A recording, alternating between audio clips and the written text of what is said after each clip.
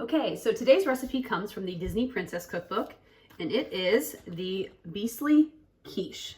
Take a picture of it there. So obviously this is inspired from Beauty and the Beast, and it is a quiche.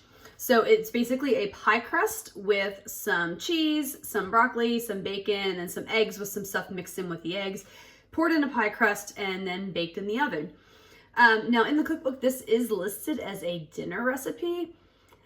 I'm treating it for breakfast. I'm one of those people that don't like eggs for dinner. I don't think breakfast for dinner is a thing. Eggs are meant for breakfast, not for dinner. I know that that's blasphemous for some people. Me and my husband actually have an argument about breakfast for dinner all the time, jokingly.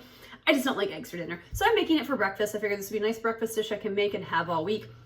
I make stuff like this similarly all the time, as I'll probably mention. I like to make frittatas and things like that, crustless quiches. So this for me with the pie crust is something a little bit different that I am going to be attempting to try, but it looks very simple and straightforward. So I'm excited to test it out. Let's see how it goes. Okay, so right here is my quiche crust.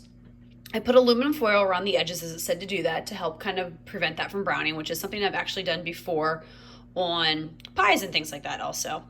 So I have my cheese and my bacon there on the bottom lined, and then I'm going to add the broccoli, which is right here. The broccoli is supposed to be cooked. So what I did is I steamed it in the microwave with a steamer. So I'm going to add that. And then afterwards, over here at the very, very end, I've got my egg mixture, which has eggs and some other things in it, some spices and stuff like that. So once I add the broccoli to that, I'm going to pour the egg mixture over it, and then I'm going to toss it in the oven. And it says to let it cook for so long, then take it out, reduce the temperature, and take the aluminum foil off and let it cook for a little bit longer. So I will show you the end result. I decided to do one last clip, and here is the quiche before it goes into the oven. Here is my quiche right out of the oven. I'm gonna let it cool for a little bit and taste test it. Okay, so I have my crustless quiche here, all cooked and ready to go. I'm gonna try a bite of this. As I said before, I'm a little nervous because I tend to like more frittatas or crustless quiches. So just having a regular quiche, I'm not sure about the pie crust, but we'll see.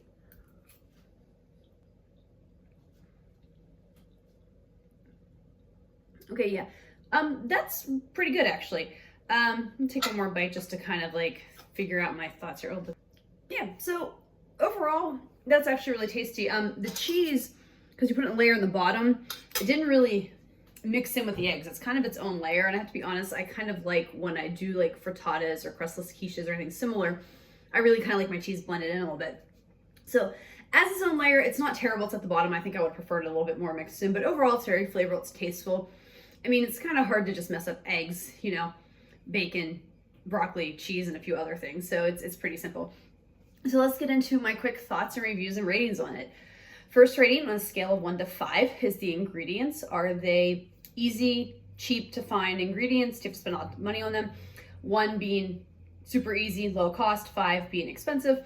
I'm gonna give them like a 2, just because, you know, there is bacon and stuff in it. Bacon's not exactly cheap right now, so you have to spend a little bit of money on it, but it's still everything you can easily find in your grocery supermarket. It's not difficult at all.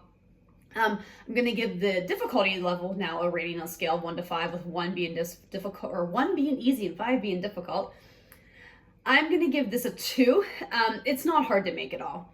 They said, you know, if you want to make your own pie crust, you could certainly do that, and that would definitely increase the difficulty level, but I just used a pre-made pie crust because that's what the recipe actually calls for.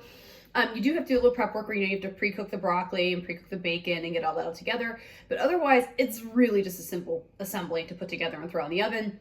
And you do have to remember about midway through the cooking, turn the oven down some and take the foil off so it cooks properly. But so that's why I'm giving it a 2, because there's just a couple more steps and, you know, a couple more prep work things instead of just throwing things together, but it's still really fairly easy to throw together. And then would I make this again on a scale of 1 to 5, with a 1 being never and a 5 being definitely? I'm gonna give this a 4, or maybe a 3.5. You know, I am enjoying it. I like the flavors of the broccoli and the cheese and the bacon all together. As I've already said, I tend to like my stuff like this crustless. You know, I don't mind the crust actually. It's actually adding something nice to it, which is different than what I normally do, but I'm more prone to the crustless ones or the frittatas or something like that. So, but I do enjoy this. So I can see if, you know, I have an extra pie shell laying around, because sometimes you buy them in like 2 packs. And I do make pies sometimes around the holidays, especially if I've got an extra pie shell laying around, I might just say, hey, just use it up. I might put this together. So that's why I'm going to give it a 4, because it is good. It might not be my go-to, but I could definitely see myself potentially doing it down the road someday, just to use up a pie crust. All right, and that is my review of the Beastly Quiche.